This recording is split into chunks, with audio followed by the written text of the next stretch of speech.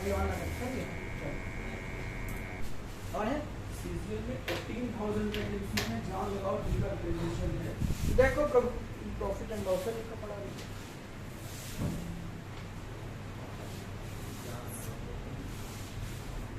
Heading बनेगी क्या, past indefinite. ये सब बातें जब हमने कर ली थी, पास्ट में क्या लगना है भैया, V2 तुम बहुत लगने लगोगे, इतनी बार मैं बोल दूंगा इन बातों को। इंडेफिनिट में स्टेट ऑफ एन एक्शन दिखाने की कोई नीड नहीं है। इसका मतलब जो आपकी क्या है मेन वर्ब थी, जो आपकी ऑर्डिनरी वर्ब थी, वही क्या बन जाएगी, वर्ब की सेकंड फॉर्म बन करके अपना टाइम को दिखाने लगेगी। यही रीजन है, आपने बचपन में पढ़ा कि अफर्मेटिव समझते हो ना, अभी हम पढ़ा क्या है, अफर्मेटिव और असर्टिव में क्या डिफरेंस है, ठीक है। V2 क्या है, सॉरी जो मेन वर्ब थी वो आपकी मैं क्या बोल रहा था, पास्ट इंडेफिनिट के अफर्मेटिव सेंटेंस में हम हेल्पिंग वर्ब का यूज नहीं करते, क्योंकि हेल्पिंग वर्ब का काम क्या है, कल यहाँ छोड़ा नहीं, टाइम दिखाना, और टाइम आपका कौन दिखा रहा है यहाँ पे, मेन वर्ब दिखा रही, तो जरूरत ही नहीं है। लेकिन किसी ने एक क्वेश्चन किया था कि अगर उसमें नाम सॉरी नॉट आ जाए तो क्या करोगे। अब आपको पता है ना, नॉट लगने पे आपको क्यों हेल्पिंग वर्ब की जरूरत पड़ती है। अगर कोई आपसे पूछ ले, आपका ही छोटा भाई बहन पूछ ले कि अफर्मेटिव में ही आप हेल्पिंग वर्ब नहीं लगाते हो, लेकिन नेगेटिव और इंटरोगेटिव में आप तुरंत लगाने लगते हो, क्यों बताओ। वो कल इतने तबीयत से पढ़ाया है नॉन एडवर्ब है तो हम देखो, मैं ग्रामर घर पे नहीं बनाता, तो ये मत कहा करो आपने बताया था, समझ रहे हो, ग्रामर क्या कहती है उस पर चर्चा कर रहे हैं। ये नहीं कि मैं अपने घर में बना के यहाँ बेच रहा हूँ जाके उसको। मैं पूछ रहा हूँ अफर्मेटिव में तो आपने हेल्पिंग वर्ब का यूज नहीं किया, लेकिन नेगेटिव आते ही आपने हेल्पिंग वर्ब क्यों लगा दी। तर्क संगत उत्तर दीजिए, कल हमने पढ़ा है इन सब बातों को। बोलो बोलो। बेसिक फॉर्म है, तो इसमें मतलब टाइम दिखाने में कुछ जैसे ही नॉट आ गया, नॉट क्या है यहाँ पे, एडवर्ब। एडवर्ब का काम है कि वो किसी वर्ब को क्वालिफाई करेगा, और आपकी वर्ब तो टाइम दिखाने में इन्वॉल्व है, तो वर्ब उस एडवर्ब के लिए कोई बची नहीं रही है। तो वर्ब यहाँ पे क्या टाइम छोड़ देती है अपना, हम टाइम नहीं दिखाएंगे, हम मेन वर्ब की तरीके से ही बिहेव करेंगे। तो जैसे ये मेन वर्ब बन जाएगी तो एडवर्ब खुश हो जाएगा, तो बचेगा हमारे पास क्या, अब चूंकि टाइम तो कोई ना कोई दिखाएगा, तो हम टाइम किसके साथ दिखाएंगे, इंडेफिनिट की मदद किसने की है, डू ने। डिड भी कोई हेल्पिंग वर्ब नहीं बन जाता। आप जो पढ़ते हो ना, डू डज डिड, मैंने जितने भी वेरिएंट बताए थे, आज हम नया कुछ पढ़ेंगे, बच्चे नहीं है तो भी कोई बात नहीं, वीडियो तो है। डू डज डिड और क्या था, डन, और क्या था, डूइंग। इतनी तो वेरिएंट देखते हो। तो बेटा डू आपकी मेन क्या है, हेल्पिंग वर्ब है, जो टाइम दिखाने का काम करती है। डज उसकी सिंगुलर वेरिएंट हो गई। डू से ही क्या बना है, डिड बना है, जो क्या है V2। तो ये कहाँ काम करेगा, पास्ट में, क्योंकि पास्ट के लिए हम V2 का यूज करते हैं। डन कहाँ लगाओगे, डन किसके लिए यूज होगा, परफेक्ट परफेक्ट में नहीं। डन केवल स्टेट ऑफ एन एक्शन दिखाने के लिए यूज होगा, चूंकि डन वर्ब की थर्ड फॉर्म है, और वर्ब की थर्ड फॉर्म का स्टेट ऑफ एन एक्शन किसके साथ डिसाइड है, परफेक्ट के साथ, तो लगेगा। ये आपको बोलना है ताकि आपको याद हो जाए। वही नॉट इनकी डूइंग, डूइंग भी टाइम नहीं दिखा सकता, क्या दिखाएगा, क्या दिखाएगा, स्टेट ऑफ एन एक्शन, वो भी किसमें, कॉन्टिन्यूअस में। तो ये दोनों स्टेट ऑफ एन एक्शन के लिए, ये तीनों टाइम के लिए है। टाइम इन दो, ये भी नहीं है टाइम के लिए। टाइम के लिए क्या है, ये तो उसकी क्या है, सिंगुलर फॉर्म है बस, और कुछ नहीं। तो आपने डू लगाया, लेकिन फिर वही बात, आपको पास्ट दिखाना था, तो हम उसको क्या कर देंगे, V2 कर देंगे, ठीक। और ये आपकी बेसिक फॉर्म ऑफ वर्ब चलती रहेगी जब तक कि हमारा क्या है, इंडेफिनिट है। उम्मीद है आपको बातें क्लियर हो गई। इसी चीज में मैं दोबारा से पूछ लूं कि आप अफर्मेटिव सेंटेंस में राम वेंट टू स्कूल लिखते हो, नेगेटिव में आप डिड का यूज कर लेते हो, इंटरोगेटिव में हेल्पिंग वर्ब क्यों लगाते हैं, इंटरोगेटिव सेंटेंस में हेल्पिंग वर्ब क्यों लगाते हैं, देखिए कौन जवाब। तो इन्वर्जन से क्या हो जाएगा, बिल्कुल आपका इंटरोगेटिव सेंटेंस एम्फसाइज होते हैं असर्टिव सेंटेंस के कंपैरिजन में। असर्टिव सेंटेंस कोई दिक्कत नहीं करता, लेकिन जहां आपने प्रश्न पूछ लिया तो सामने वाले को जवाब देना ही पड़ेगा। तो ये एम्फसाइज करने के लिए है, दैट मींस इसमें इन्वर्जन फॉलो होगा, और अगर इन्वर्जन फॉलो होगा तो आपको क्या करना पड़ेगा, हेल्पिंग वर्ब को बाहर लाना पड़ेगा, तो वो आपको लगानी पड़ेगी। अब आप जब एडवर्ब पढ़ा रहा होगा तो वहां पे जब इन्वर्जन पढ़ाएंगे तो यहाँ पे जो बोली हुई बात है, यहाँ पे मैं वो बातें डिस्कस नहीं कर रहा हूँ, आपको खुद से रिकॉल करना है कि वहां पे इस बंदे ने जो हेल्पिंग वो बाहर लगाई थी एडवर्ब की वजह से लगी थी। अब वो क्या है कैसे है वो एडवर्ब में देखेंगे। तो अगर यही सेंटेंस ऐसे हो जाए, did Ram go to school, तो रीजन वही है। अगर आप इसमें इसको हेल्पिंग वर्ब नहीं देंगे तो आपकी मेन वर्ब को क्या होना पड़ेगा, बाहर आना पड़ेगा। ठीक है, तो आपको क्या लगाना है, हेल्पिंग वर्ब आपको लगानी पड़ जाएगी। तो आपकी हेल्पिंग वर्ब क्या हो जाएगी, पास्ट इंडेफिनिट में डिड। ठीक है, इतनी बातें क्लियर है। अब हेडिंग बना लीजिए। क्या हेडिंग बनाओगे, लिखो, क्या लिखोगे, देखो सुनो। कुछ बातें जो आपको ध्यान रखनी है, पेपर डायरेक्ट पूछता है क्या, इसके कीवर्ड्स। मैंने शायद प्रेजेंट इंडेफिनिट के कीवर्ड्स आपको नहीं लिखवाए, अभी मैं बोल दूंगा इसी वीडियो के अंदर। ठीक है, इसके कीवर्ड्स, कीवर्ड्स मतलब वो शब्द जिनको देखते ही दिमाग घर पे रखा है। मतलब वो शब्द आपको दिखते ही वो सेंटेंस किसमें बन जाएंगे, पास्ट इंडेफिनिट में बन जाएंगे। आपको किसी भी तरीके का कोई दिमाग नहीं लगाना। तो पहला था आपका क्या, एक तो ये वर्ड है लास्ट। लास्ट आपका क्या है, कैसे बाद में बात करेंगे, लेकिन आपको पता होना चाहिए लास्ट आप ईयर लिख सकते हो, और मैं सारे नहीं लिखूंगा। आप लास्ट मंथ लिख सकते हो, लास्ट वीक लिख सकते हो, लास्ट डे लिख सकते हो। ये सारे के सारे क्या है, पास्ट इंडेफिनिट में ही दिखाएंगे। क्योंकि लास्ट है तो पास्ट तो है ही। ठीक है, एक आपने सीखा है क्या बच्चे, यस्टरडे। एक आपने देखा क्या है, यस्टरडे। यस्टरडे भी लगा है तो पास्ट इंडेफिनिट है। अभी मैं दिखाता हूं कैसे पेपर पूछेगा।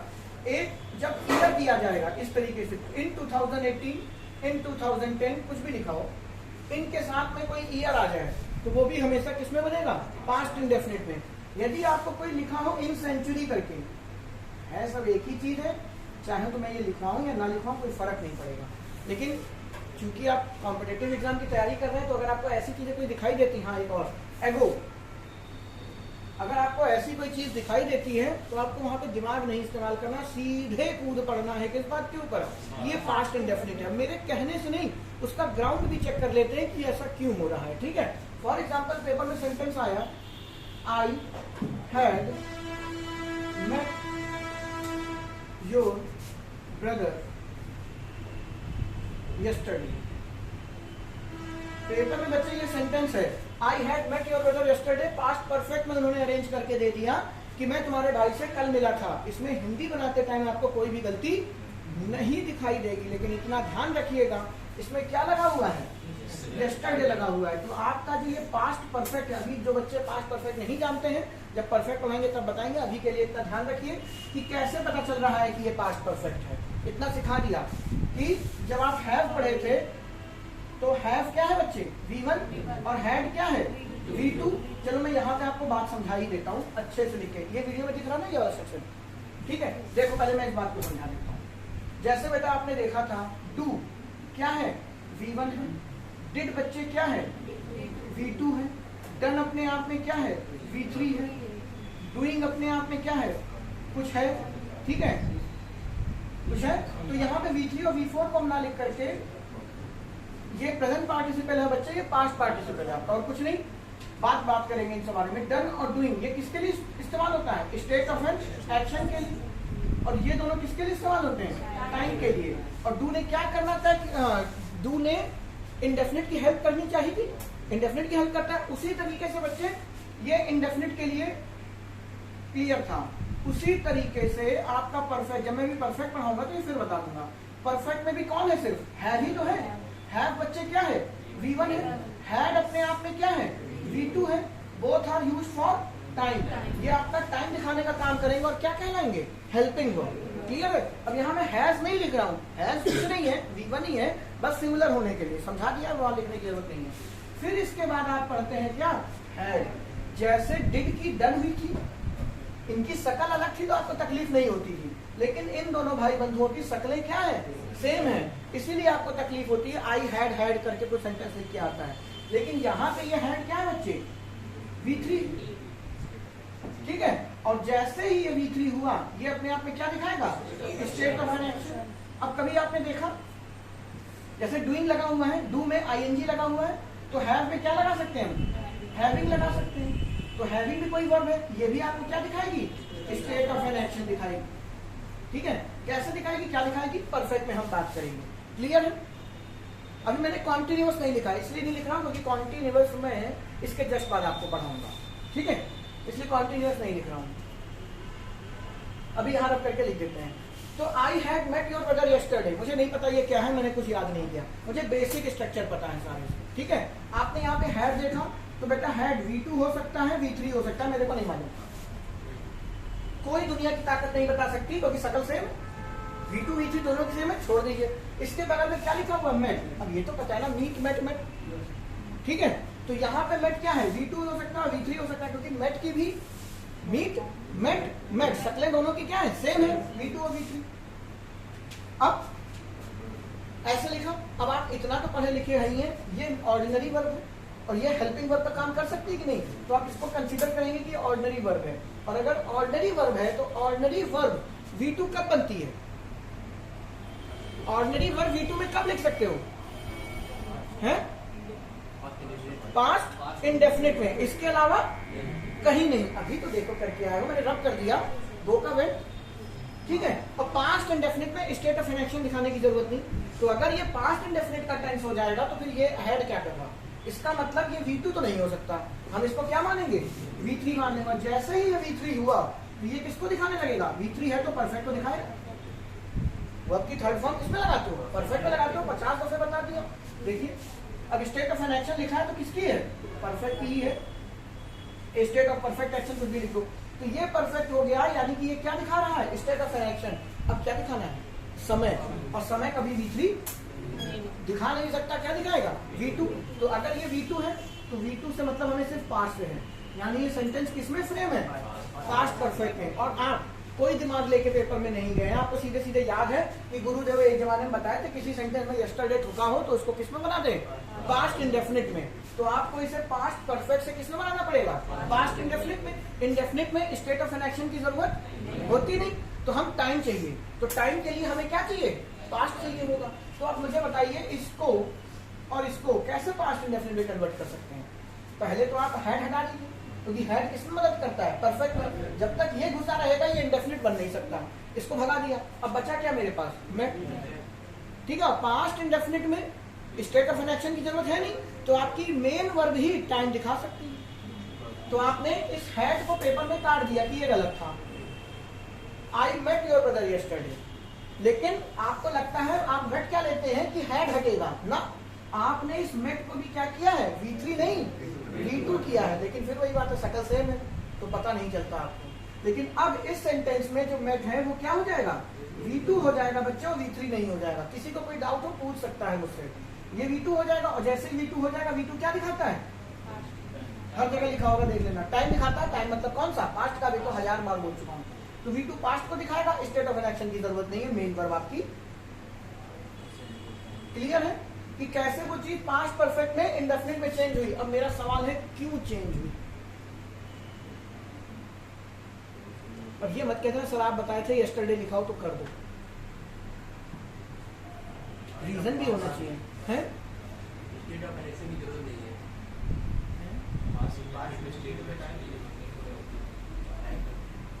चलो छोड़ो, रहने दो, मैं इसलिए इसको नहीं बता रहा हूं। अभी जब मैं आपको परफेक्ट पढ़ाऊंगा तो आपको पढ़ाऊंगा difference between past indefinite and past perfect. बहुत बारीक सा अंतर होता है, यही नरेशन में भी है, past indefinite change into past perfect. क्यों, ये आपको बेहतर समझ में जानते कब आएगा, जब आप नरेशन भी मुझसे सीख लेंगे, जो इन्हीं चैप्टर के बाद में है। वर्ब का ही पार्ट है नरेशन, बता चुका हूं पहले ये, फिर मॉडल्स, फिर एडवांस, फिर नरेशन, फिर वॉइस।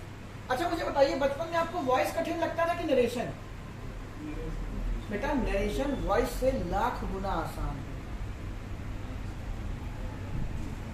वॉइस बहुत कठिन चीज है, ये मैं प्रूव करूंगा। जैसे आपको बचपन में सारे टेंस में कठिन कौन लगता था, सॉरी आसान, प्रेजेंट कॉन्टिन्यूअस बेटा, simple is am are was were. अभी तेल यहाँ छेड़ा नहीं है उसको, अभी तेल निकालेगा थोड़ी देर बाद, सबसे ज्यादा कठिन।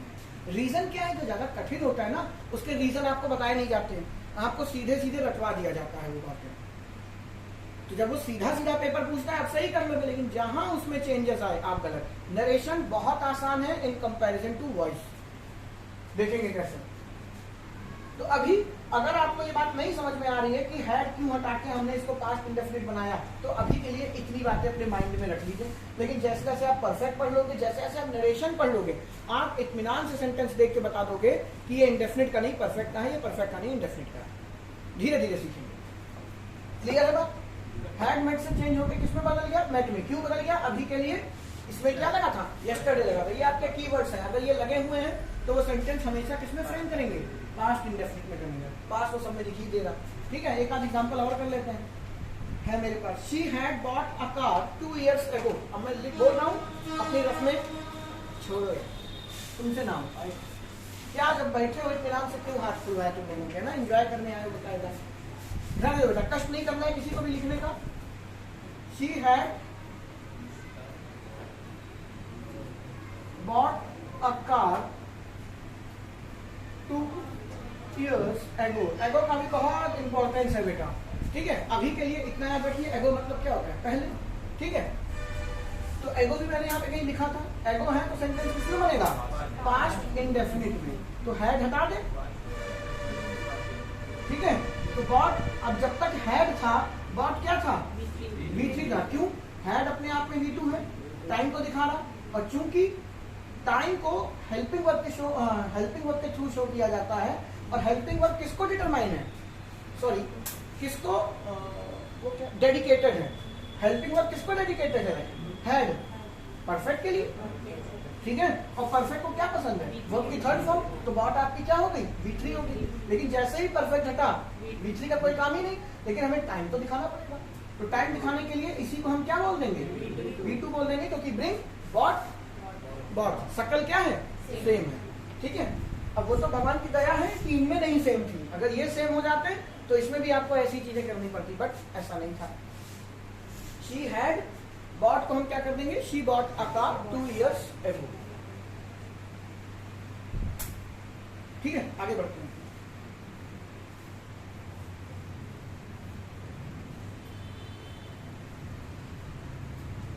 अब मैं कुछ बातें लिख रहा हूं, इनको आप याद रखिएगा। धीरे धीरे मैं बातों को समझाऊंगा। एक सेंटेंस आता है पेपर में, it is high time, it is prime time, it is time. कहता है ये बिल्कुल सही समय है तुम्हारे जीवन में मेहनत करने का, ये बिल्कुल सही समय है चाय की दुकान खोलने का, ये बिल्कुल सही समय है पढ़ाई छोड़ देने का। जो मैं अक्सर बोलता हूँ आप लोगों से, है ना, यही बिल्कुल सही समय है। जैसे फॉर एग्जाम्पल भी 2-3 साल और भी जाएंगे तो घर वाले कहेंगे यही सही समय है बेटा शादी करने का। ठीक है, ये तो पापा हम तो पिछले 10 साल से सोच रहे हैं यही सही समय है, आपको आज रियलाइज हुआ तो इसमें हमारी क्या गलती? तो जो ये टर्म है बेटा, it is high time, it is time, it is prime time, it is very high time. जब भी आपको ऐसा टर्म दिखाई देगा, इसके बाद वाली क्लॉज हमेशा हमेशा और हमेशा पास्ट इंडेफिनिट में ही बनेगी। भले ही इधर इज लगा हुआ है, टेंशन मत ले लेना कि यहाँ पे इज लगा हुआ है तो आगे हम पास्ट कैसे कर दें। वो आपको सिर्फ पास्ट इंडेफिनिट में ही बनाना है। इसके पीछे रीजन क्या है? मॉडल्स आने दीजिए, वहां पे आपको मैं समझाऊंगा, या मैं नहीं भी समझाऊंगा। जब आप खुद से पूरा पढ़ लेंगे और दोबारा से जब आप प्रैक्टिस कर रहे होंगे, आपको ये सेंटेंस दिखेगा, आपको अपना रीजन दिखाई दे जाएगा ऐसा क्यों होता है। लेकिन अभी के लिए इसको आप थोड़ा सा दिमाग में रखिएगा। क्या? देखिए, इट इज हाई टाइम, या मैं समझाने की कोशिश करता हूँ, शायद पकड़ लो। ऐसे लिख के आता है, यू शुड गो देयर। अभी आपको शुड शायद नहीं पता है।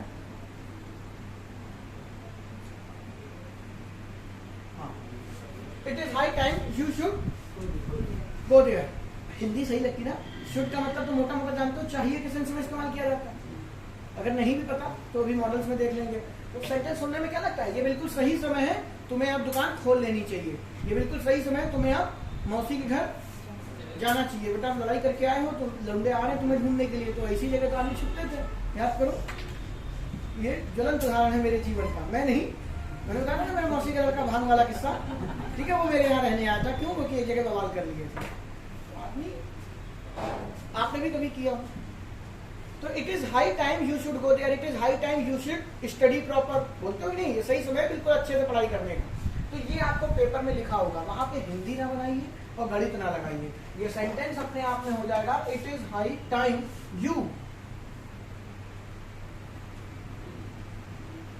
बात खत्म। You went there.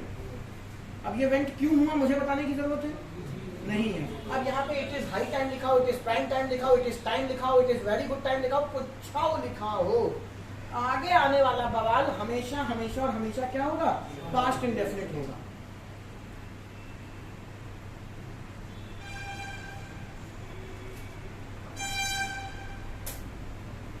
ऐसा क्यों है, ये टाइम लाइन के थ्रू हम लोग अभी समझेंगे, लेकिन अभी टाइम लाइन में आपने परफेक्ट को नहीं सीखा है, इसलिए जब परफेक्ट बता दूंगा और मैं फिर मुझे याद ही नहीं रहेगा कि मुझे दोबारा से रिवाइज कराना है, आप स्वयं कर लेंगे, इसकी गारंटी है।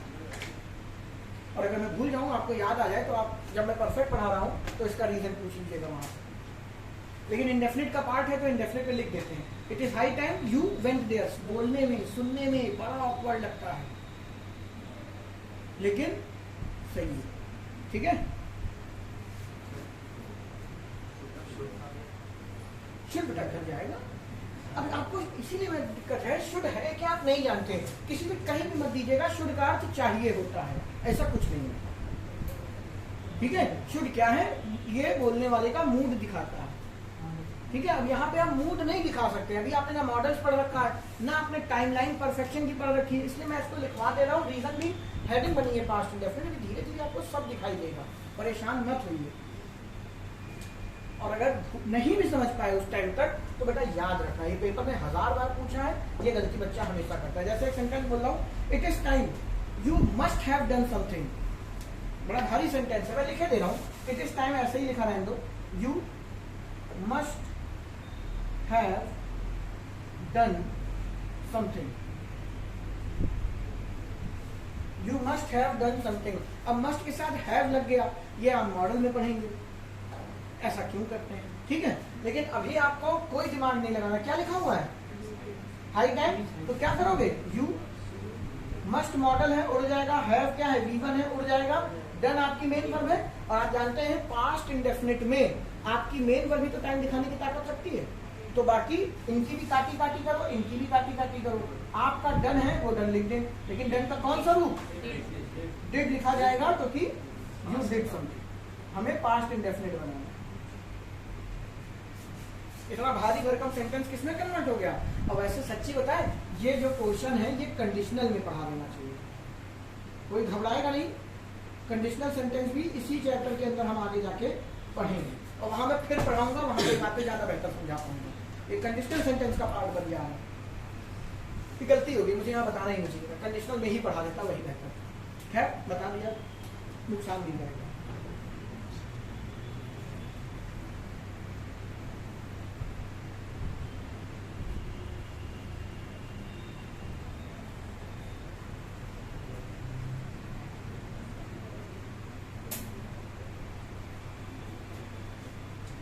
ठीक है, अभी इन बातों को छोड़ देते हैं, कंडीशनल में ही करेंगे। आपका पास्ट इंडेफिनिट भी क्या हो गया, कंप्लीट हो गया। फ्यूचर इंडेफिनिट पे चले, बता दें फ्यूचर इंडेफिनिट।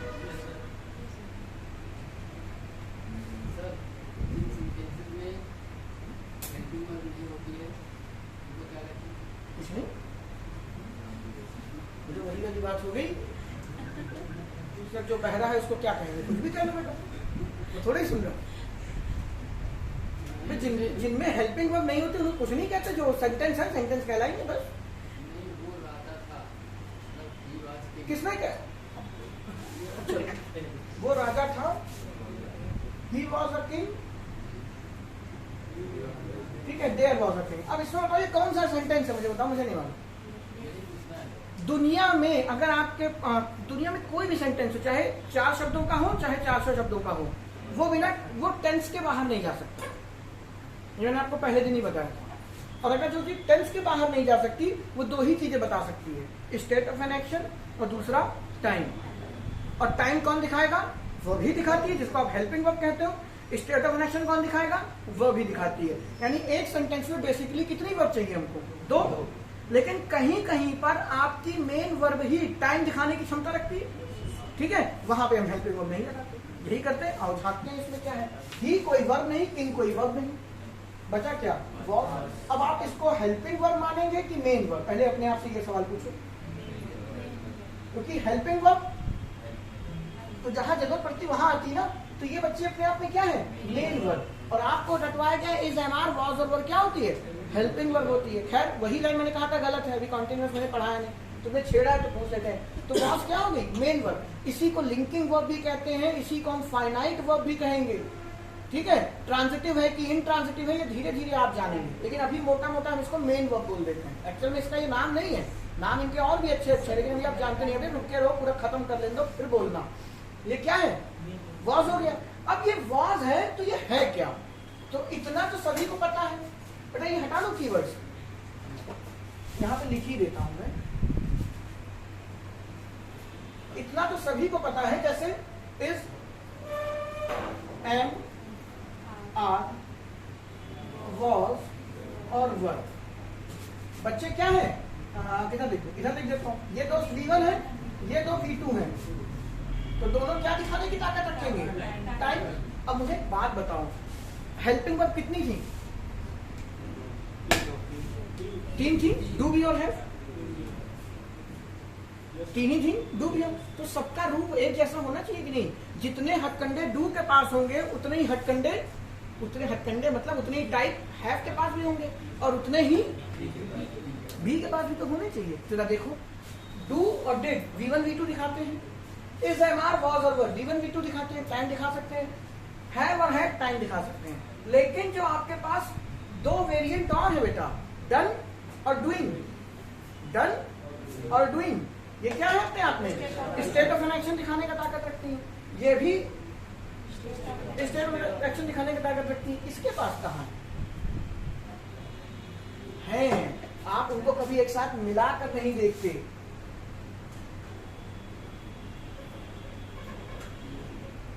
सब कुछ ऐसे ही नहीं बना,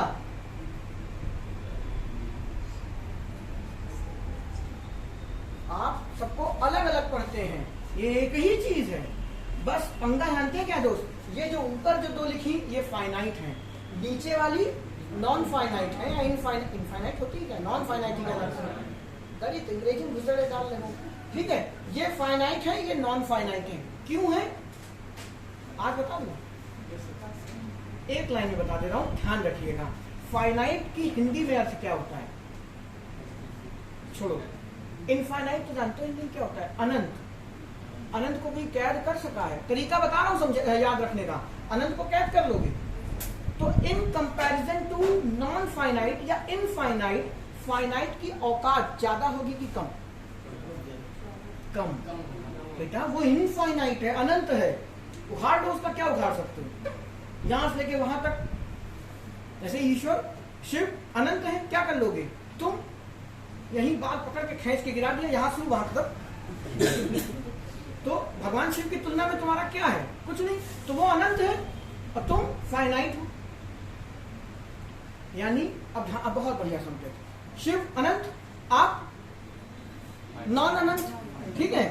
मतलब आप इंग्लिश में बात करें, ऐसे हिंदी में दिक्कत करेगा। शिव इनफाइनाइट, आप फाइनाइट। शिव डिपेंडेंट है कि आप, तो ध्यान से सुनिएगा, जो इनफाइनाइट है वो इंडिपेंडेंट है, आजाद है। जो फाइनाइट है वो डिपेंडेंट है। आज के बाद जब भी मैं आपसे कहूं ये फाइनाइट वर्ब है, क्या समझेंगे, ये डिपेंडेंट है किसी पर। किस पर अभी दिखाई दे रहा हूं। लेकिन जो नॉन फाइनाइट है वो किसी पर डिपेंडेंट नहीं होते। समझ गए बात को, कैसे डिपेंडेंट, मतलब तुम जैसे भगवान शिव, कोई भी आ जाए मंदिर में, वो ऐसा थोड़ी कि तुरंत कपड़े पहन के नए बैठ गए। अब बड़ा भक्त आया अमीर वाला, ठीक है, मार एकदम सोने का त्रिशूल लिए बैठे हैं, तुम आए तो धतूरा लगाए बैठे हैं, सबके लिए सेम है। लेकिन तुम घर में बेटा जिस रूप में घूम रहे हो, अगर खुद के सामने शीशे से गुजर जाओ तो 2 बार अटैक इकट्ठे पड़ जाए। ये मैंने क्या देख लिया। और बाहर निकलोगे एकदम मार लीप पोत के तैयार होके बाबू बन के, तो आप रूप बदलते हैं ना। तो याद रखिएगा, जो फाइनाइट है, जो डिपेंडेंट है, वो रूप बदल सकता है दूसरे को देख करके। जो अनंत है, जो नॉन फाइनाइट है, वो कभी नहीं बदलता, जैसा है वो वैसा ही रहेगा। तो फाइनाइट वर्ब रूप बदलती हैं, नॉन फाइनाइट वर्ब कभी रूप नहीं बदलती। देखिए डू और डिड रूप बदल लेती हैं, कैसे, ही शीट किसी नाम के साथ रूप बदल के 10 बन जाती हैं, बाकी सबके साथ डू रहती है। रूप बदला, शकल बदल ली, डू और डज। तो ये क्या है, फाइनाइट में चली गई। कभी डन बदल के दिखाओ, ही के साथ भी डन, दे के साथ भी done. They had done this work, he had done this work. Done कभी रूप नहीं बदलता। They are going, he is going. Doing, ये कभी रूप नहीं बदलते। तो जो टाइम वाली है, जो ऊपर वाली है, ये हमेशा फाइनाइट होंगी क्योंकि ये रूप बदलती हैं। ये रूप बदलती है मतलब किसी के अकॉर्डिंग। यहां तक नहीं समझ पा रहे हो, यहां से समझो। ही है तो दोस्त इज लगेगा, आई है तो एम लगेगा, दे है तो आर लगेगा, दे है तो वर लगेगा, आई है तो वॉज लगेगा, और वर भी लग सकता है, बात की बात है। ही है, यहाँ पे ही है, इज लगा ही दिया है। रूप बदल रही है। कभी बीइंग बदल के देखो, ही के साथ बीइंग लगता है कि दे के साथ बीइंग लगता है? तो सब बीइंग लगता कहाँ है हमको ये तो पता नहीं, लेकिन चलो आप कह रहे हो तो माने ले रहे हैं। तो बीइंग कभी रूप बदलता है ही शी को देख करके। तो ध्यान से सुनिएगा, जो वर्ब सब्जेक्ट के नंबर के हिसाब से, जेंडर के हिसाब से रूप बदल दे वो फाइनाइट है। फाइनाइट कौन? जो सीमित है, तो निर्भर करेगी। लेकिन जो वर्ब अपने सब्जेक्ट के हिसाब से रूप नहीं बदलती, कच्छो आ जाए उसे फर्क नहीं पड़ता, वो शिव है, अनंत है, नॉन फाइनाइट है। याद हो गया? हालांकि अभी ऑर्डिनरी वर्ब में डिटेल में एक एक चीज बात करेंगे, लेकिन ये बार बार टर्म मुंह में आ रहा है, ये फाइनाइट है कि नॉन फाइनाइट है, तो मैंने जिक्र कर दिया, ध्यान रखिएगा। तरीका बता दिया। आप कौन है? फाइनाइट है। शिव कौन है? इनफाइनाइट है। वो नहीं बदलते, लेकिन आप बदलते हो। अभी इंटरव्यू देने जाओगे बेटा एकदम सोबर बन के, टाई वाई लगा के, ठीक है? कहो कुछ तो लंबे इतने दुबले होते हैं, टाई की वजह से गर्दनें ऐसी हो जाती है। हाँ भाई बताओ, ठीक है? लेकिन अभी बाहर निकलोगे दूध लेने के लिए तो यकीन मानो तुमको देख के भैंस दूध देना बंद कर देती, पहले इसको हटाओ, मूड खराब हो रहा। यकीन मानो बेचारी घबरा जाती। कभी जाके देखो तुम दूध लेने जाओ तो दूध वाला कहेगा आज भैंस ने बता दी दूध क्यों कम दिया? भैया हम खड़े थे। हमेशा तुरंत हट जाइए सामने से। बात समझ में आई? अब जो तुमने प्रश्न किया था ये उसकी वजह से इतनी नौटंकी हुई, नहीं तो मैं आगे धीरे धीरे करता, लेकिन कोई बात नहीं, मैं कॉन्टिन्यूअसली शुरू कर रहा हूँ। तो इज, एम, आर, वॉज, वर, जैसे इसमें है डू, डिड, डन, डूइंग, ये है, वैसे ही कॉन्टिन्यूअस पे भी है। क्या? बीइंग और बीइंग। कॉन्टिन्यूअस के पास एक और है बेटा, बी। ये कठिन क्यों है? इसीलिए तो है। अब आपको अपने सर पे मार देना चाहिए अपना ही हाथ। ये क्या? यहां पर ये, यहां पे ये, तो बेटा यही तो आपको उल्लू बनाया गया है। बी कहां लगाते हो? याद करिए, विल बी। आप उसे मॉडल के साथ ऐड करते हैं, जिसको आपने हेल्पिंग वर्ब समझ के रख लिया है। तो बी है तो इसी का पार्ट, लेकिन वो इनमें छेड़खानी, जहां जहां ये इस्तेमाल होते हैं वैसे ही ये भी इस्तेमाल होते हैं, लेकिन ये इनमें घुस के इनको परेशान नहीं करता। वो तो किसी एक्स्ट्रा चीज के लिए आया है। क्या? विल बी, शैल बी के साथ। इसको कुछ कहते हैं, किसी को याद है क्या है? अभी एक अच्छे सारी चीजें हजम मत करिए, ठीक है? तो अब देखना, बी की कौन सी फॉर्म है? V1, लेकिन ये टाइम दिखा नहीं सकता। ये टाइम नहीं दिखा सकता। क्यों? क्योंकि टाइम दिखाने के लिए इस एम आर हमने बना रखे हैं। तो मोटा मोटा दोहराते हैं, finite, non finite, finite, non finite. पता है क्यों? Finite, non finite. बी कुछ अलग सी चीज है, जब फ्यूचर पढ़ाऊंगा इसलिए कहते हैं ना, फ्यूचर कोई टाइम नहीं है। फ्यूचर में जो नियम लगते हैं वो बिल्कुल अलग चीजें लगती हैं। क्यों, कब, कहां, कैसे, फ्यूचर में देखेंगे। अभी फ्यूचर मैंने छेड़ा ही नहीं, इसलिए प्रेजेंट और पास्ट पे ही टिके हुए हैं। तो बी को थोड़ी देर के लिए छोड़ देते हैं। तो बीइंग और बीइंग ये क्या है? Non finite. ये सब्जेक्ट के अकॉर्डिंग बदलेंगे नहीं, लेकिन ये तो बदलते हैं। सभी को पता ही है तो इस, दे है तो आप, रूप बदल देते हैं, तो ये फाइनाइट हो गए। क्लियर है इतनी बात? अब भाई साहब तुमने हमसे पूछा था ही वॉज अ किंग, इनकी बात पे आते हैं। वॉज क्या है? मेन वर्ब है, ठीक है? वॉज क्या है यहाँ पे? मेन वर्ब है। अब आप जानते हैं कि वॉज तो टाइम दिखाता है, और टाइम दिखाने वाला क्या है? हेल्पिंग वर्ब है। यही तो आप सीख के आए, लेकिन ऐसा नहीं है। जिस कंडीशन में आगे कोई वर्ब है नहीं, ठीक है, और वॉज आपका क्या दिखा रहा है? V2 है। V2 है तो नो डाउट ये टाइम दिखा रहा है, बट यहाँ पे क्या स्टेट ऑफ एन एक्शन है?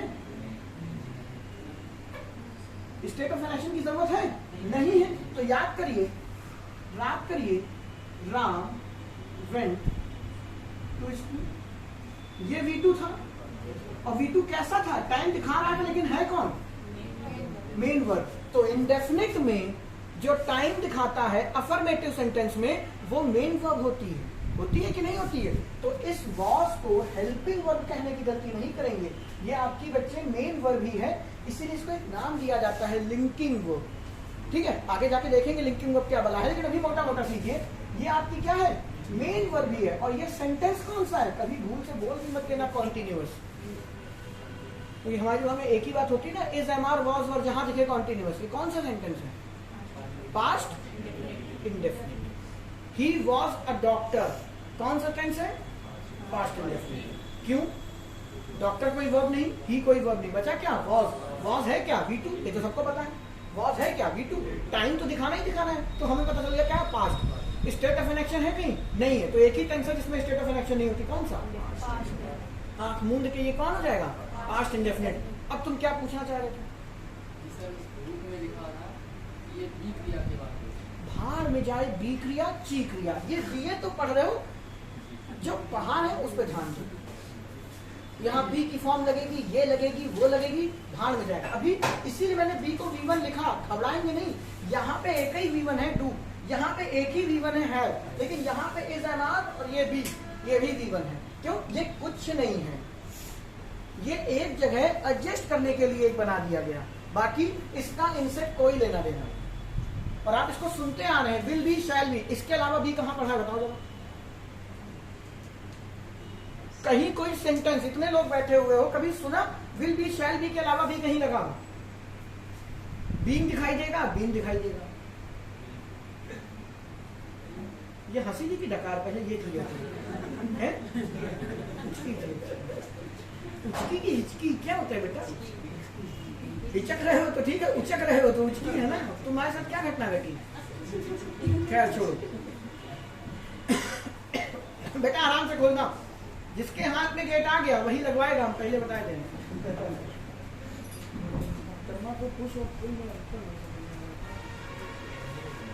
वीडियो चल रहा है, मुझे भी कैसी बातें करने लगती, याद दिला दिया तुमने,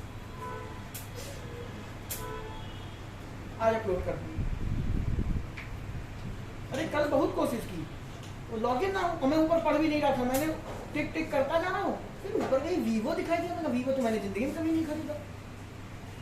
फिर याद आया कि आईडी तो फेम की है, तो वो उसके फोन पे जा रहा है, उसका फोन है वो खराब करा, आज खराब।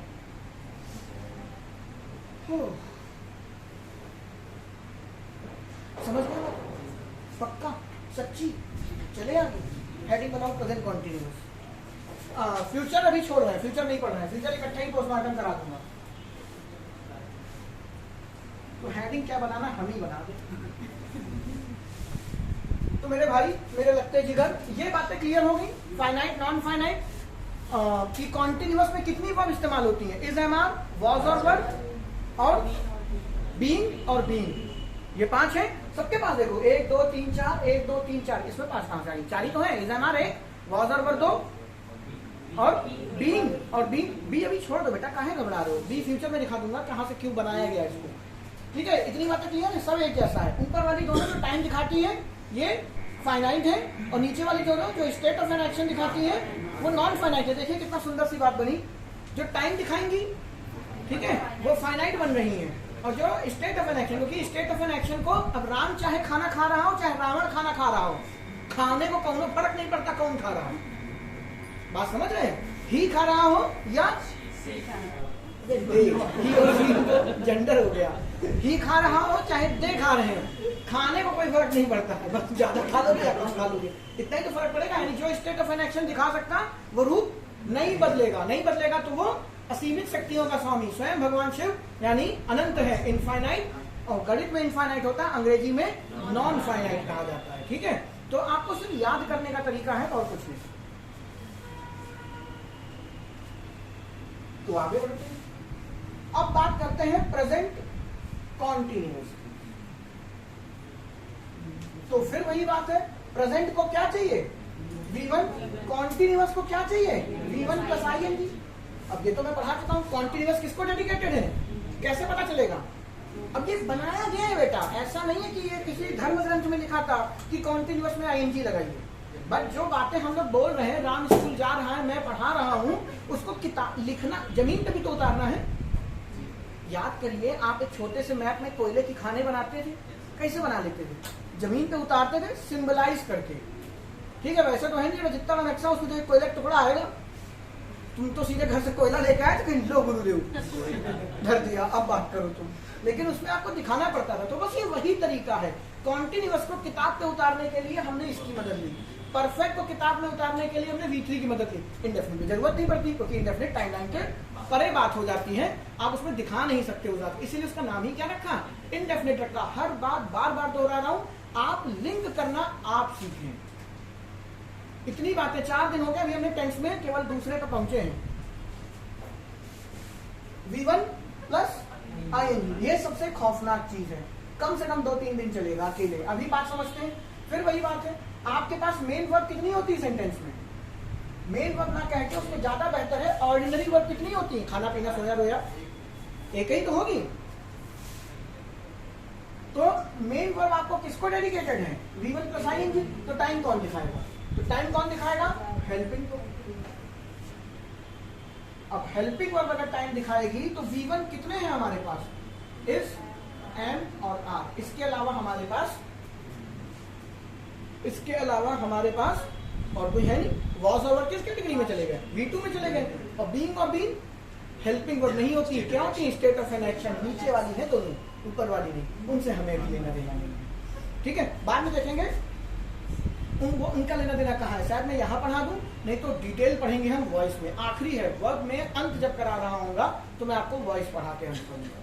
वर्ब आपकी वहां पे खत्म होती है। और वॉइस भी सबसे खौफनाक चीज है in comparison to narration. Narration आपको कठिन लगती है, वो आसान होती है, क्योंकि आपने अभी तक जाना नहीं नरेशन क्यों बनी, वॉइस क्यों बना, आपको रीजन नहीं पता। बस आपको पता है कॉमा इन्वर्टेड कॉमा हटा के दैट लगा देते हैं, फिर इसको ये बदल देते हैं, उसको ये बदल देते हैं। काहे?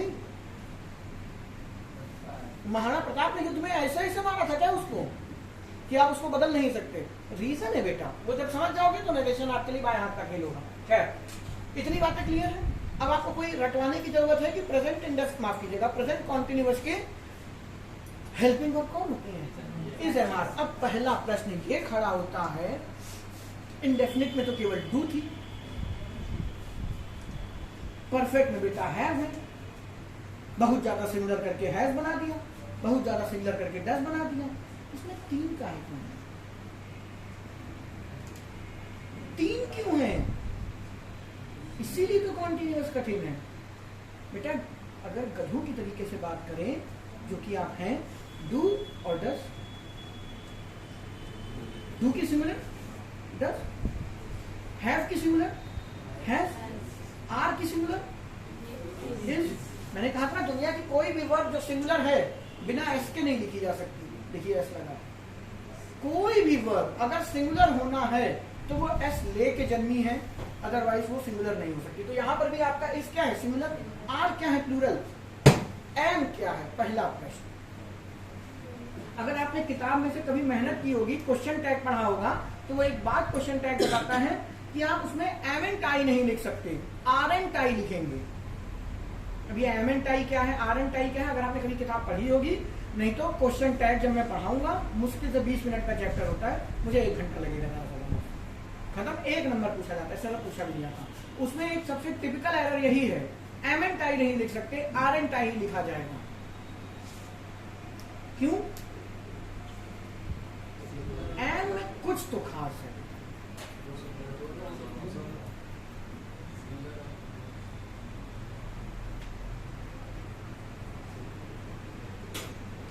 सिंगुलर के साथ एस लगता है पक्का, प्लूरल के साथ आर लगता है, एम किसके साथ लगता है? दोनों। अरे किसके साथ दोनों के साथ लग सकता है?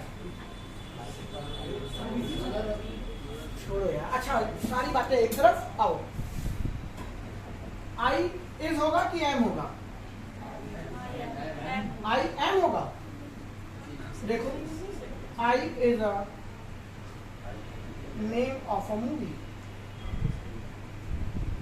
किसने कहा आई के साथ एम लगता है?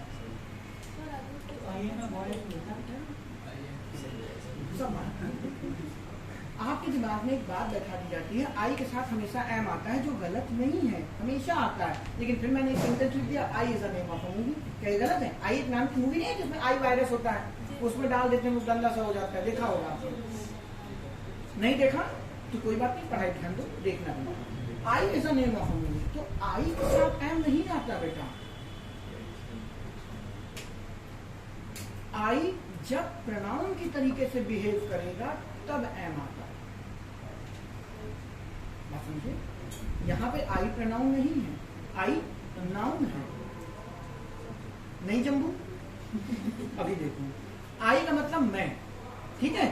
तो जब आपका आई एज अ स्पीकर बात कर रहा होगा, मैं टीचर हूं तो मैं स्पीकर बन के बात कर रहा हूं, तो जब जब ये स्पीकर बोलने वाले को डिनोट करेगा, ये आपका क्या कहलाएगा? प्रोनाउन। अब आप इसके साथ हमेशा एम लगाएंगे। लेकिन यहाँ पे आई बोल थोड़ा ही रहा, मैं तो बता रहा हूँ I is a name of a movie. तुम बेटा अपने कुत्ते का नाम रख लो आई, तुम्हारा नाम रख दे आई। आई आई आई आई आई, दो बहनें हैं, दोनों का नाम आई आई। आई आई तो मेरे दोस्त, यहाँ पे जो आई है वो प्रोनाउन नहीं, वो नाउन है। और नाउन है तो ये क्या है? सिंगुलर है। सिंगुलर है तो ये लास्ट। इसका मतलब एम के साथ झोल झाल है, क्योंकि प्रोनाउन तो आपके दो ही, माफ कीजिएगा, नाउन तो आपके दो ही तरीके के होंगे, नंबर बेस्ड, एक सिंगुलर एक प्लूरल। इसके अलावा तो कुछ होना नहीं, इसके अलावा तो कुछ होना नहीं। तो आई के साथ आप हमेशा क्या लगा लेते हो? एस लगा दोगे या आर लगा दोगे एज अ नाउन। लेकिन मेरे दोस्त, जब आपका आई एज अ प्रोनाउन होता है तो आई, जब मैंने प्रोनाउन का ये वीडियो पढ़ा है बेटा, आप जाके देखिएगा, उसमें मैंने आई की एक बात बताई थी। अगर कोई आपसे पूछ ले आई सिंगुलर है कि प्लूरल, तो आप बता नहीं सकते। आई दोनों हो सकता है। पूछो कैसे? वो ऐसे क्योंकि आई फर्स्ट पर्सन है, स्पीकर, ठीक है? एक आदमी बोल रहा है कि वही आदमी चार लोगों की बात बोल रहा है, कैसे पता चलेगा? मेरी बात नहीं समझ में आई? कभी मूवी देखे हो? कभी मूवी देखी? उसमें चोर पकड़ लिए जाते हैं, चोर। कभी स्कूल में कोई कांड किए छोटा मोटा? ये नहीं कि टीचर का गला रेत दिए, वो वाला नहीं बात करते, ठीक है? कोई छोटा मोटा कांड किए हो? 3 लड़कों को बेटा ऐसे सजा दे दी जाती, जब तक सच नहीं कबूलोगे तब तक तुम्हें छोड़ेंगे नहीं, माता पिता को बुलाना होगा। यही तो करते हो। और नहीं, हाथ ऊपर करके खड़े रहते हो, कोई दिक्कत वाली बात नहीं। जैसे कहते हैं अब पेरेंट्स आएंगे, उसमें से एक जो थोड़ा डरपोक टाइप का होता है, तुरंत जाता है, हम मैंने ये किया था, ठीक है? वो बता देता है हाँ। और इसके बाद धुनैया किसकी होती है? उसने क्या बोला? मैंने गिलास तोड़ा था। धुनैया किसकी हुई? तीनों की या दोनों की? क्यों? स्पीकर दोनों के बिहाफ पे बोल सकता है। तो कभी भी कह मत दीजिएगा आई सिर्फ अकेला है। बात समझ गए? ये प्रोनाउन के वीडियो में पढ़ा है, मैंने आपको पढ़ाया है, अगर कभी आप वीडियो देखें। ये आई का जलवा है, इसीलिए आई ना तो इस के साथ बैठ पा रहा ना आर के साथ बैठ पा रहा, क्योंकि अगर आपने आई के साथ इस लगाया तो सामने वाला समझेगा एक ही आदमी है, पढ़ने वाला। आई के साथ आर लगाया तो समझेगा कई आदमी है, तो क्लियर नहीं बनती बात। तो उन्होंने कहा तेल लेने जाओ दोनों लोग, हम एक नया इंट्रोड्यूस करे दे रहे हैं, क्या? एंड। तो आई जो है वो अपने आप में सिंगुलर भी हो सकता है, प्लूरल भी हो सकता है, ये दोनों कैटेगरी में बैठता है। सीधा एग्जांपल, जब 4 चोर पकड़े गए, चारों की सुतैया हो रही। कई बार मूवी में होता नहीं, राउंड अप के लिए लिया जाता है घर में, और घर में गया, मोहल्ले में कोई बच्चा किडनैप हो गया, और यार कौन सी मूवी देख रहा था, तो जितने चोर उचक्के होते हैं सबको उठा के भर दिया जाता है, और फिर एक तरफ से लाठीचार्ज हो रहा होता है। यस, दिल्ली क्राइम, अभी तो सेकंड पार्ट आया, देखा किसी ने? कोई बात नहीं। तो उसमें यही होता है कि वो लोगों की हत्या हो रही होती है, तो जितने भी वहां के जो लोकल टाइप के चोर टाइप के लगते हैं, उन सबको उठा के अंदर कर देते हैं। तो उसमें से अगर एक बोल देता है मैंने किया है, तो उसके साथ जितने होते हैं वो सारे के सारे धुने जाते हैं, क्योंकि सारे उसी के बिहाफ पे पकड़े गए होते हैं, ठीक है? तो आई सिंगुलर भी है। क्यों है? सीधे आपके पास एग्जांपल मैंने बता दिया, नहीं तो सीधा स्पीकर है, तो बोलने वाला अपने बिहाफ पे भी बोल सकता है और सबके बिहाफ पे भी बोल सकता है। अब जैसे मोदी जी जाते हैं यूएन, और वहां जब बोलते हैं तुम बाहर आप कहो नहीं, मोदी जी ने मेरे बारे में कुछ नहीं बोला, मैं तो भारत में हूं ही नहीं। तो मोदी जी की जो स्टेटमेंट है वो पूरे भारत की स्टेटमेंट है। वो है इंडिविजुअल, लेकिन वो है क्या, पूरे भारत को रिप्रेजेंट कर रहे हैं। उनके द्वारा कही गई बात हम सब भारतवासियों पे क्या होगी, लागू होगी कि नहीं होगी? तो फिर वही बात है, मोदी जी तो इंडिविजुअल पर्सनैलिटी है। तुम यहाँ कह दो नहीं मोदी जी राफेल कैसे खरीद, मैं तो साइन ही नहीं करूंगा। तो मोदी जी यही कहेंगे कि बेटा तुम करो ना, फर्क नहीं पड़ने वाला। ठीक है, चलो वो सब छोड़ते हैं। तो आई अपने आप में क्या है, सिंगुलर भी हो सकता है, प्लूरल भी हो सकता है। इसका अलग इंपॉर्टेंस है। इसीलिए दोस्त ये क्या है, एम है। और अभी यकीन नहीं आया तो अभी दिखाता हूँ। आई के साथ वॉज लगता है कि वर्ब स्पेशल कंडीशन में लगता है। ये कंडीशनल पढ़ाऊंगा। अभी सभी लोग जानते हैं आई वॉज लगता है, वर्ब लगता है वो स्पेशल कंडीशन है। बात की बात है, आप नहीं जानते छोड़ दीजिए। आई के साथ क्या लगता है, वॉज। वॉज क्या है दोस्त, सिंगुलर की प्लूरल? देखो ना ऐसा लगा है। कई बच्चा तो यही कंफ्यूज होता है, ही शीट के साथ वॉज लगेगा कि वर्ब। अब तुम में से तो कोई नहीं होगा ना, सिंगुलर है तो एस जरूर होगा। देखो लगा, जिसने भी ग्रामर सोची। अब लगता है ना, अगर मिल जाए तो उनके एक बार पैर छू ले। पैर छूना वो छोटी चीज होगी, साष्टांग प्रणाम करें। हर व्याकरण, ऐसा नहीं कि हिंदी में ऐसा नहीं है। हिंदी की खूबसूरती क्या है, सारे वर्ण आप देखिए, का खा गा घा, उच्चारण एक ही तरीके से होगा, एक लाइन में सजाए गए हैं। ये ऐसे थोड़े आज सुबह छीके भजाक से छीका का बाहर आ गया, भाई डाल वर्णमाला में, ऐसे नहीं बनता व्याकरण। आप जरा वर्णमाला बोल के देखिए हिंदी की, आपको अलग सा फील आएगा। एक एक लाइन में उसी रिदम में वर्णमाला चलती है। ये हमारी भाषा की खूबसूरती है। लेकिन जब आप हिंदी, आपका टीचर आपको पढ़ाता होगा तो बताता होगा कि ये क्यों बना, तो आपको सुंदरता पता होगी। लेकिन मुझे मालूम है आप हिंदी कैसे पढ़ते हैं।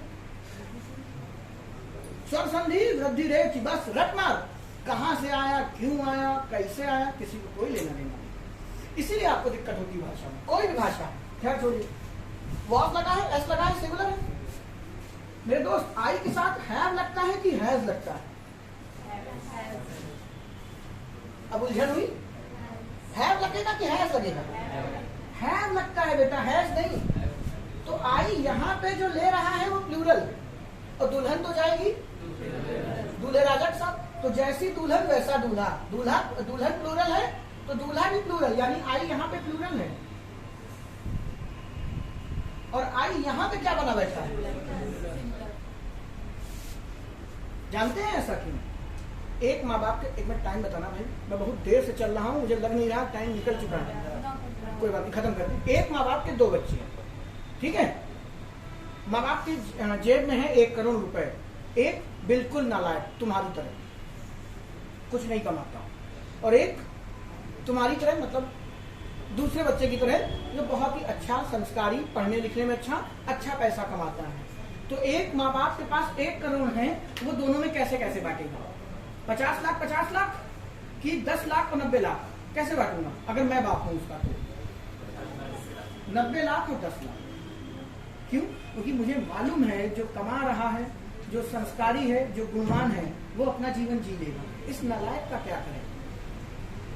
तो उसको वो 90 लाख दे के जाएगा। वो बात अलग है, वो इतना नालायक है कि उसे 90 दिन में खत्म कर देगा, डजंट मैटर। लेकिन बीइंग अ पेरेंट, मैं तो यही करूंगा ना, आप भी यही करेंगे।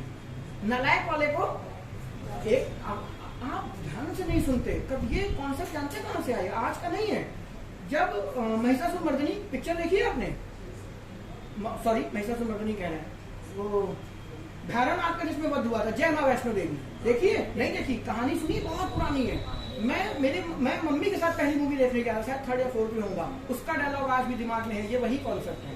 तो जब भैरवनाथ का सर कट के ऊपर गिरता है, और यहाँ पे वो कटरा में कौन थे जो भक्त थे? अब ये संस्कार है आप लोगों में, अपने धर्म के बारे में कोई ज्ञान नहीं है आपको। देखो बोल कौन रहा है जिसे खुद नाम नहीं याद आ रहा। खैर छोड़ो। तो भैरवनाथ का सर ऊपर गिरा, और जो उनके भक्त थे वो नीचे, वो अपना भूख प्यास छोड़ देते हैं, अपना सर पटकने लगते हैं, नहीं अन्न जल त्याग देते हैं। जब तक दर्शन नहीं होंगे तब तक हम कुछ नहीं खाएंगे। मरने की कगार पे हो जाते हैं, तो माता जी दर्शन देने चली जाती है भैरवनाथ। तो जो हनुमान जी होते हैं वो बाण मारते मानी जाता है, वो पूछते माता वो तो आपका परम भक्त है, आप उसके पास पहले नहीं गई, इस दुराचारी के पास आप गई हैं जिसने आजीवन आपका क्या किया है, हमेशा अपमान, केवल मरते टाइम आप उसके मुंह से निकला हेमा, तो आप उसके पास चली जा रही, तो उनका जवाब जानते हो क्या है? वो मेरा परम भक्त है, और मेरा भक्त है इसलिए उसमें धैर्य है, उसमें धैर्य है, वो मेरा इंतजार कर सकता है, लेकिन इसमें धैर्य नहीं है। तो अगर वो अपने पापों का प्रायश्चित कर रहा है, तो बीइंग अ मां होते हुए मेरा फर्ज क्या है? पहले नालायक बेटे के पास पहुंचूं, लायक तो झेल लेगा, यही कॉन्सेप्ट है दोस्त। आई प्रेजेंट में सिंगुलर कर दिया और पास्ट में प्लूरल, ऐसा है कि नहीं? मैं तुम्हें कहानी बना के सुना रहा हूँ। आई प्रेजेंट में सिंगुलर कर दिया और पास्ट में, माफ करना उल्टा बोल रहा हूँ, आई पास्ट में, ये V2 है, अब इतना तो जानते हो V2 है, V2 क्या है? सिंगुलर। यानी आई को उन्होंने क्या कहा? पास्ट में इसको हमेशा क्या दिखाना है? सिंगुलर, और प्रेजेंट में इसको क्या दिखाना है? प्लूरल। क्यों? क्योंकि अगर ऐसा नहीं करेंगे तो आने वाली पीढ़ी में धीरे धीरे धीरे ऐसा होगा, एक अस्तित्व मिट जाएगा, आप बोलना छोड़ देंगे, सोचना छोड़ देंगे उसके बारे में कि आई कभी सिंगुलर भी होता है कि प्लूरल। लोगों के दिमाग में सिर्फ क्या रहेगा? ये सिंगुलर ही है, धीरे धीरे धीरे धीरे भूल जाएंगे। तो पहले दोनों को इतना दे दो कि दोनों जीवन सरवाइव कर जाएं, तो नालायक को ज्यादा और लायक को कम। तो ये जब व्याकरण बनी होगी तो ऐसा हुआ होगा, ठीक है? ये मेरा एजम्पशन है केवल आपको समझाने के लिए। तो आई हल्के में मत लीजिए, आई सिंगुलर भी है, प्लूरल भी है। According to the grammar I present में प्लूरल है और पास्ट में क्या है? सिंगुलर है। लेकिन जब प्रेजेंट कॉन्टिन्यूअस में दिखा रहे होते हैं, इसके पीछे एक और रीजन है, लेकिन अगर उसमें जाएंगे तो 2 दिन चले जाएंगे कहानी समझाने में, तो वो हम बात नहीं कर रहे हैं। लेकिन जब आप प्रेजेंट कॉन्टिन्यूअस की बात कर रहे होते हैं तो आई को ना इस दिया गया ना आर दिया गया, क्या दिया गया? एंड दे दिया गया। इसीलिए इसमें क्या है? 3 है। और यकीन ना हो तो अपनी हिंदी व्याकरण से बना लीजिए।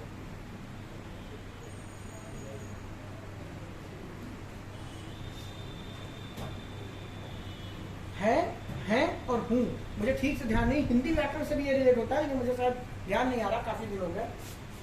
खैर इतना डीप में है मुझे तो उसको देखा। क्लियर है बात? प्रेजेंट कॉन्टिन्यूअस की हेल्पिंग वर्ब क्या बन गई? Is am are, is singular के साथ, आर प्लूरल के साथ, एम आई के साथ। क्यों? क्योंकि आई का अपना एक अलग इंपॉर्टेंस है। 2 एग्जांपल, आई सिंगुलर भी बिहेव कराता है, प्लूरल भी बिहेव कराता है। ध्यान रखिएगा, प्रेजेंट में आई प्लूरल है, पास्ट में आई सिंगुलर है। तो याद करने की क्या जरूरत? आई के साथ हैव लगता है, हैव क्या है? प्लूरल है, यानी प्रेजेंट में आई प्लूरल है, और हैव है तो V1 है, V1 है तो प्लूरल है।